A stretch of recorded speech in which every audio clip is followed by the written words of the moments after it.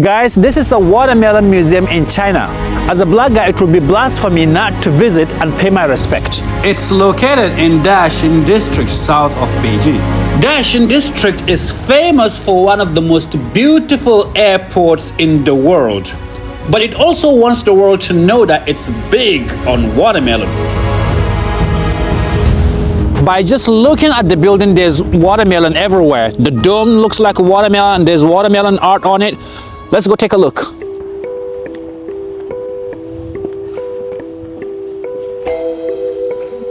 So there's the east side and the west side. Let's start with the east.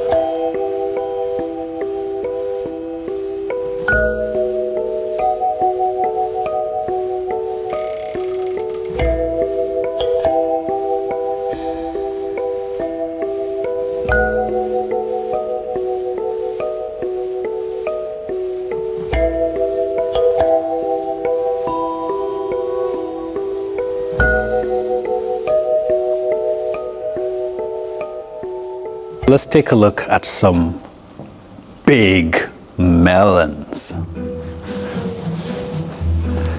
This one here is about 27 kg. That's 31 kg. That's a big one, 27 kilogram. 31 kilogram. But my God, this is massive. Look at my hand on it. This is 79 kilogram and was cultivated on 2016. So this is not the real watermelon, but it's almost perfect depiction of what it looked like. And they're trying to immortalize it by turning it into a museum artifact. Of course, there's an award for the farmer who grows the largest watermelon, definitely. And here, you see what it looks like.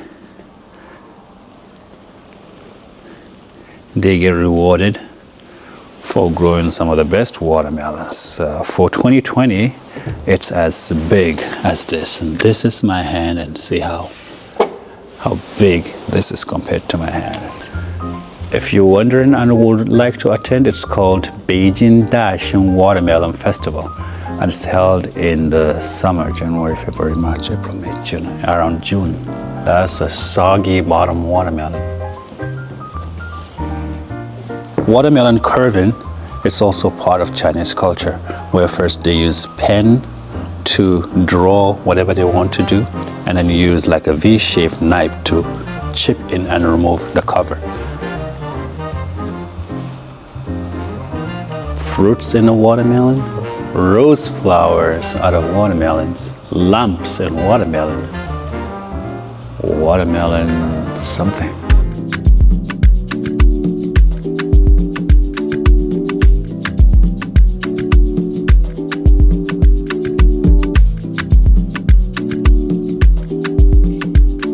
This is an ancient text describing how to cut watermelon for an emperor.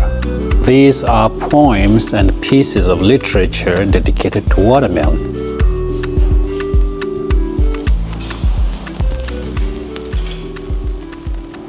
So there's this very famous story about Empress Dowager Cixi, who had watermelon jade. She really loves them, and she boasts that they are unique in the world. Then one day, one of the guards who protects the place where she keeps her precious things fell asleep.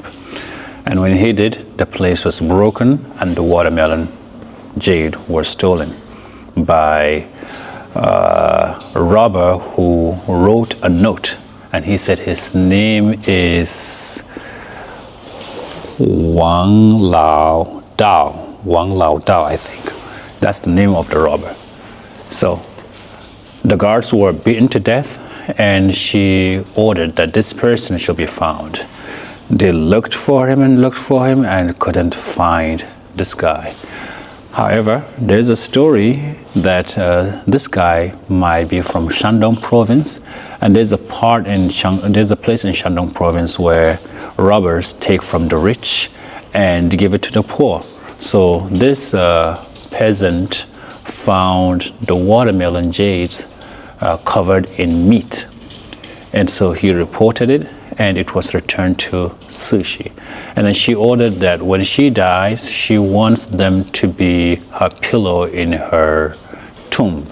However, during when China was changing, some military officials, that's in the early 90s, opened the tomb and removed the jade watermelons. Until date, no one knows where they are. And here is the map of Beijing and how much watermelon they produce. We are in Daxing district, and I believe that this place produces the most watermelon in Beijing. Something that really impressed me is how much research institute took part in developing better, sweeter, bigger, and faster growing watermelon species. And here, when you look, you could see that different research universities in China played a great role in developing these different types of watermelons. So watermelons come in all shapes and sizes. Some are red, some are yellow, some look like pineapples, like that one there. Let's check out the west side. All right, first of all, the first thing you notice is a big map on the wall. Here it shows the origin of watermelon somewhere around the Nile Delta of Cairo, and how it goes into Europe, and then also towards the Middle East to India, and then that's how it got into China. And then from Russia also, it went through Alaska, North America, and then into South America. Without even guessing, you can tell that watermelons got to China on camels by traders.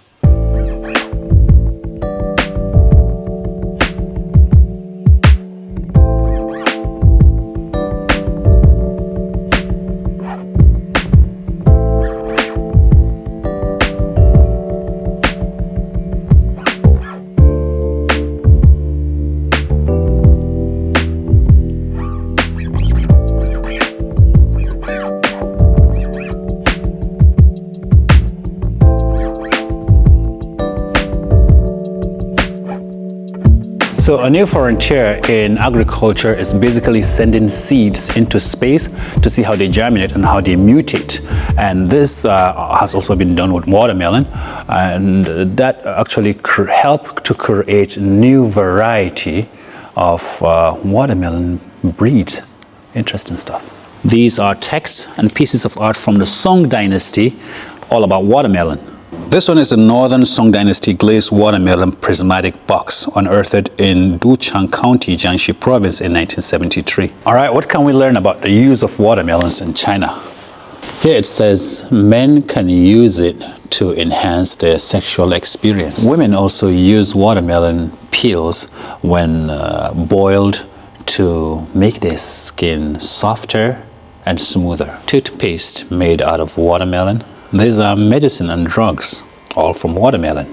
These pictures also depict ancient doctors using watermelon to cure sickness. As you can see here, these are cows eating watermelon peels. Pigs are on action too. Oh, the horses are also getting their share. That's watermelon paste. This is canned watermelon, jammed watermelon, and also watermelon used to make wine. Some watermelon seeds are edible. Here it says watermelon has some elements of vitamin A, B, C, and D. This here I find interesting because these are called pickled watermelons. They look raw, and that's how they are used. So they are chopped with spices and many different ingredients, edible like that. You would think that people only eat the red part of the watermelon, the inside flesh, but actually the cover too is edible in its own way. All right, see now, that got me. That got my interest. As a black dude, chicken and watermelon are extremely important. And cooking chicken and watermelon? My God, that's heaven right there. I want to learn how they do that. I want to find their recipe. I want to know what they do, but here it says what they do is they curve out and remove the fleshy part and put the chicken inside and spices and then steam it up. It's gotta be so good. Question: what do you think is the fruit of choice for Chinese people during the summer? Yes, you guessed right. Watermelon.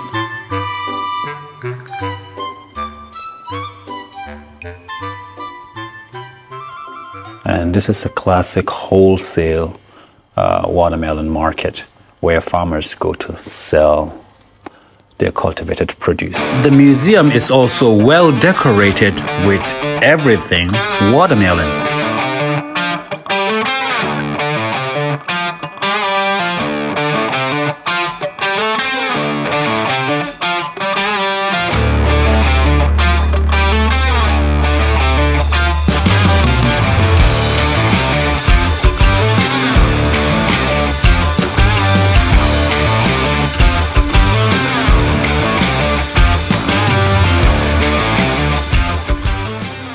I really never care about watermelon to know much about it. I just want some watermelon, I get watermelon and eat it. But this museum here today not just made me appreciate watermelon more, but also appreciate the people who believe that it deserves to be recognized with not just a museum, but so much information and knowledge just to appreciate the great holy watermelon. Now, to really honor this visit to the Watermelon Museum, I think we need to take a nice big bite out of watermelon.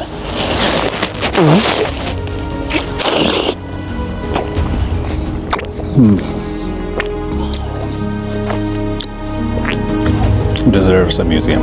All right, guys, that's pretty much it. See you in the next video. Bye-bye.